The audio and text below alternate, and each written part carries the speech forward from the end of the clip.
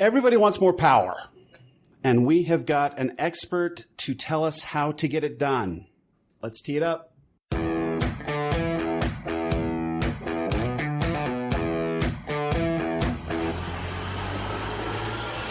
Welcome to Data Access Golf, your home for rapid golf improvement. And now, from the thin air of the Rocky Mountains, next on the number one tee, your host, Aaron Stewart. Hey everyone, Aaron Stewart, Data Access Golf. Thanks for joining me today. So this is what I'm going to start calling a Fred Shoemaker Friday.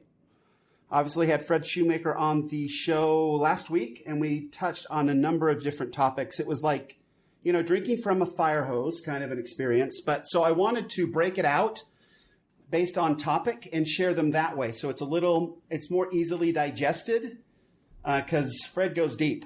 And I realize that, and he has a lot to say. And so this particular portion is about power and how Fred, in his unique way, showed me how I could tap in to find more of what I could generate as far as power goes from a very natural place, as opposed to, and I learned through how Fred sets it up that I had to generate power in a very different way than what I thought I needed to do. And that's where the epiphany came. So listen in to how Fred talks about power, and I tapped into a lot more power. And I think that if you listen to what Fred has to say, you too will see the power in your game increase immensely. So let's jump right into it. And again, I know that a lot of people that play golf want this. We want to hit the long ball. We want to display power. And, if we can get close to the green, we think our scores are going to come down and all this wonderful stuff. And so I said, hey, I don't feel very powerful. And so you took me to the back of the range. And you always have these bags of throwing clubs, and off the back of the range there's a little par 4 right there, but then there's a river on the other side of it that I could throw as hard as I really wanted, and there's no way I could get anywhere near there. Nobody was out at the time, and you said, okay, you want power? Take this club and throw it in the river. And I'm like, what? You just throw it as hard as you want. And so I started heaving these clubs, and then you had me pay attention to my body, and what does that do for us when unadulterated, I was throwing these things as hard as I could, but so many powerful things came out of that exercise. How did that occur for you? There's a thought that a teacher can help someone produce power, like a bigger X factor or increase your turn or whatever it is. But the chain of events is so complex and so subtle, it's impossible to teach it, and yet you can learn it. So I'm under the, I'm living in the sense that your body has gone through 1 million years of evolution, basically, as far as we can tell. And it knows better than I. So if I ask you to throw something, and then I ask you to throw it farther, your body will show both of us how it's designed to do it, how you load the ground, how you load your legs, when and how your hips move, how you pressurize the ground through, how far you turn back, the whole timing of the ball. It's an amazingly intricate and beautiful sequence that can only be learned. So that exercise taught both you and me how to do it. And if we could both pay attention to you were having the experience of power. Now my job was to say, Aaron, pay attention. Sense what you're doing here. And when you go over and hit a golf ball, notice if it's different. Remember, juxtaposition or the experience of differences is what learning is. And when you went over to hit a golf ball, you could begin to sense, hey, this isn't as much as that, or this is more than that, or the timing is different, so I'd use the ground differently. And now we're off and running. That's what's needed. See, you can only get the power that you have. In my experience, if anybody can get everything out of their body that they have is satisfied. And I'm never going to hit the ball as far as Rory McIlroy, but I can hit it as far as I can hit it. And that experience of getting everything out, it isn't force. Force usually happens with people who are trying to get power. They over-tighten way too much.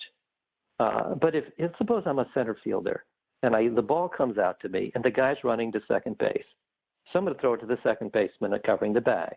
But then he rounds second base and he's going to third. All of a sudden, for some beautiful reason, I take a bigger step. I turn more. Everything changes and I throw to third. Now, did someone have to teach me that? Or does my body respond to that? So I basically said to you, throw further.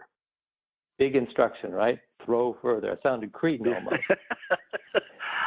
No, and but your body did. And yeah, that was the amazing thing. And I think the big thing that we discussed right after was like, I couldn't believe how much tension had to come. I had to have less tension to throw it further. And way to go. And that was the big takeaway is like, oh, I can't, my normal golf swing, I can't throw, but in order for me to really let it go, I've got to loosen up some things and try not to, and just let it go. And that was the big thing right there. We started hitting balls and then throwing and then hitting balls. It's like, oh, I'm tightening some stuff up that I had no idea I was tightening up. And that's taking away from my power. Yes. One of our coaches, Evan Schiller, said, he said, I think people, before they even swing, have ruined their swing.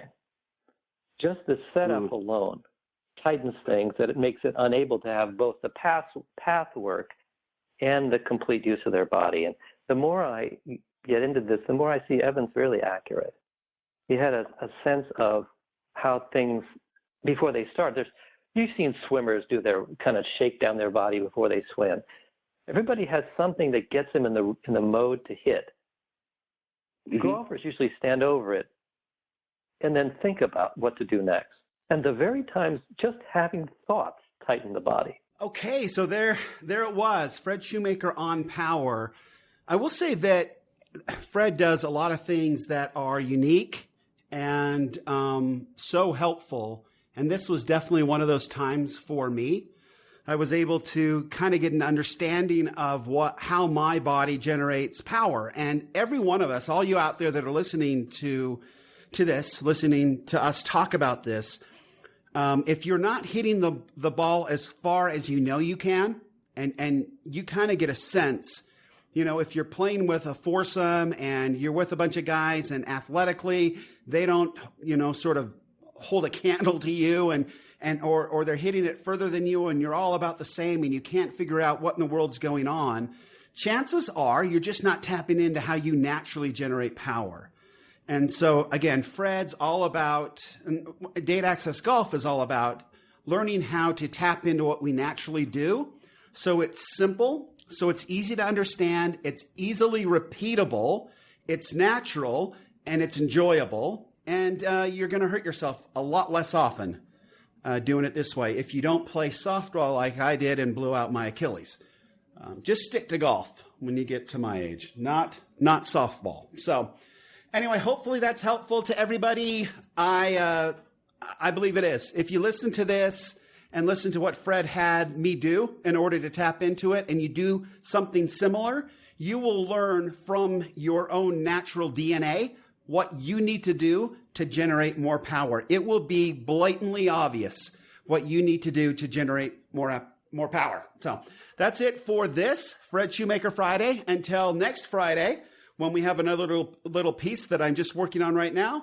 Thanks for joining me. And remember, better data always means better golf.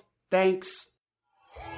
Thanks for listening to Data Access Golf with Aaron Stewart. Check us out online at dataaccessgolf.com, and we'll see you on the next episode.